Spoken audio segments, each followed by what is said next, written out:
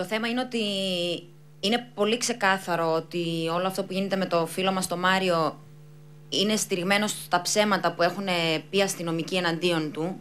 Υπάρχει πολύ υλικό, ευτυχώς, που μπορεί να αποδείξει ότι ο Μάριος δεν έχει καμία σχέση με όλα αυτά τα οποία τον κατηγορούν. Κανείς δεν ξέρει. Το εξελαστήριο θύμα προφανώς είναι. Κάποιον από όλους έπρεπε να κρατήσουν. Θέλω να ρωτήσω κάτι. Είπε ο κύριος Υπουργός πριν λίγο ότι κάθε φωτιά που βάζουν στους δρόμους, και δεν λέω ότι βάζετε εσείς, λέω μια κάθε φωτιά που μπαίνει, λέει δίνει σήμα στο διεθνή τύπο να βρίζουν την Ελλάδα. Τι έχετε να το απαντήσετε?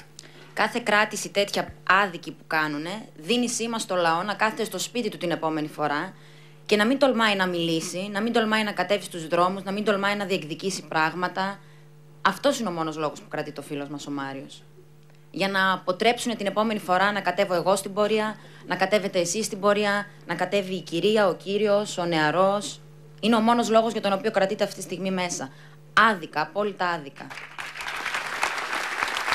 Όπως βλέπετε, το χειροκρότημα είναι αυθόρμητο από τους ανθρώπους. Το χειροκρότημα είναι για το φίλο μας το Μάριο, ο οποίος σήμερα το πρωί οδηγήθηκε στην Αλφα Πτέρυγα Κορυδαλού και δυστυχώς δεν ξέρουμε για πόσο καιρό θα μείνει μέσα. Αυτό είναι το πρόβλημα. Και το χειροκρότημα όλο και η ενέργεια όλων πρέπει να πάει στο Μάριο. Θα είμαστε δίπλα του και θα είμαστε δίπλα σε όποιον βρεθεί στη θέση του. Μακάρι να μην τύχει να βρεθεί κάποιος στη θέση του. Θέλουμε δικαιοσύνη. Αλλά στο παρελθόν έχει φανεί. Συμμετείχε. Αν δεν νιώσει αυτό το αίσθημα εδώ μόνο με το αίσθημα πηγαίνουν.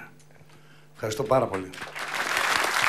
Κυρία μου, η δουλειά μου δεν είναι να παίρνω θέση. Η δουλειά μου είναι όμως να τους ακούω και να τους ακούμε.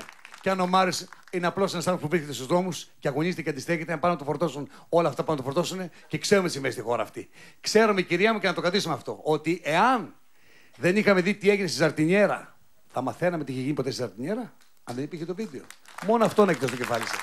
Θα πηγαίναν ποτέ αστυνομικοί να λέγανε σήμερα πιάσαμε έναν και του κάναμε αυτά. Αυτά να τα ξέρουμε πάντα. Πίσω πάλι.